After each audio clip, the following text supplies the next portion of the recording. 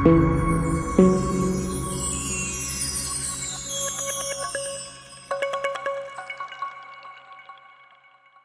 वैष्णवों को दीपक त्रिवेदी का जय श्री कृष्ण।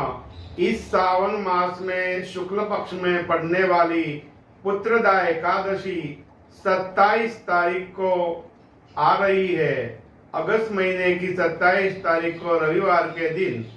तो ये पुत्रदा एकादशी है, जिनके घर में संतान न हो, संतति न हो और संतति हो, उसके विद्या अभ्यास के लिए, उसकी सकल मनोकामना के लिए, संतान की सफलता के लिए ये एकादशी करना बहुत महत्व का रहता है।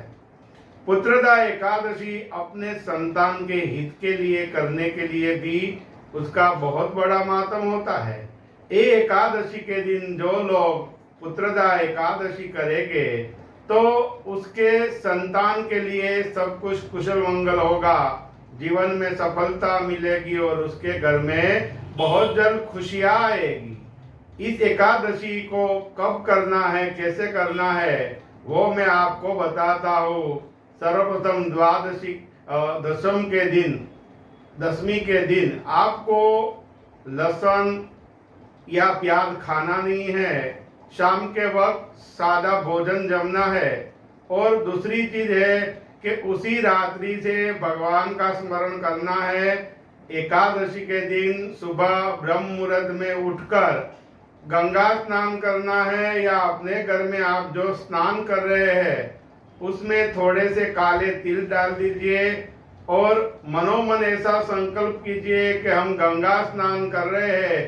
ऐसा भाव करके ब्रह्म मुहूर्त में सूर्य नारायण को अर्घ्य देकर अपने पूजा घर में जाकर एक चौकी लगाइए। उसमें पीले वस्त्र आप रख सकते हैं, सफेद वस्त्र रख सकते हैं। उसमें आप तिल रखकर एक स्वस्तिक बनाइए। उस पे एक तांबे का कलश लीजिए, शुद्ध गंगा जल उसमें डालिए, अबील, गुलाल, कंकु, सुपारी और पंच पल्लव लगा के उसके ऊपर एक नारिकेल लगाइए। उस पे पुष्प का हार रखिए, गणपति महाराज की मूर्त रखिए, लक्ष्मी नारायण की प्रतिमा रखिए, शुद्ध घी का दीपक जलाइए और आप ऋतु अनुसार जो फल फूल आते हैं उसे चढ़ाइए। भगवान विष्णु को रंभा फल यानी कि केला खूब प्रिय है, ये भी आप रख सकते हैं। और बाद में आप गणपति का आह्वान कीजिए, लक्ष्मी नारायण का आह्वान कीजिए, अपनी कुल देवी का ध्यान धरिए और ओम नमो भगवते वासुदेव का आप जप करिए। ये ना आता हो तो आप विष्णवे नमः ऐसा भी जाप कर सकते हैं, नारायण कवच का भी पाठ कर सकते हैं। और दूसरी चीज है कि आप विष्णु सहस्त्र का पाठ कर सकते हैं, पुरुष सूक्त का पाठ कर सकते हैं। आपको अगर वक्त ना मिले तो पूरे दिन ओम नमो भगवते वासुदेव का जप, कोई भी काम आप करते हो मनोमन जप कर सकते हैं। और उस दिन कुछ अनाज लेना नहीं है। खास करके एकादशी अगर आप पानी पीकर कर सके या निर्जला रहे तो उसका फल बहुत बड़ा रहता है। पूरे दिन भगवान की पूजा करनी चाहिए, रात्रि को भी मनोमन जाप करना चाहिए। और सुबह को जब हरिवासन होता है तब आप ब्राह्मण को कुछ ना कुछ दान दीजिए। अगर वक्त न मिले, सुबह सुबह ब्राह्मण आपके पास ना आए तो आप संकल्प कीजिए हरिवासन के वक्त सुबह कि मैं ब्राह्मण को ये दान दूंगा, कच्चे सीधे का, वस्त्र का, कोई उपहार हो। आप मनोमन संकल्प कीजिए और बाद में आप एकादशी का पारायण कीजिए। जल से कर सकते हैं, कोई लिक्विड से कर सकते हैं, कुछ भी तरह से आप हरिवासन के वक्त आप पारायण कर सकते हैं, यानी कि पारणा कर सकते हैं। और एकादशी के दिन किसी भी देवालय जाइए, वहां आप घृत का दान कीजिए। आपके घर में लक्ष्मी आएगी।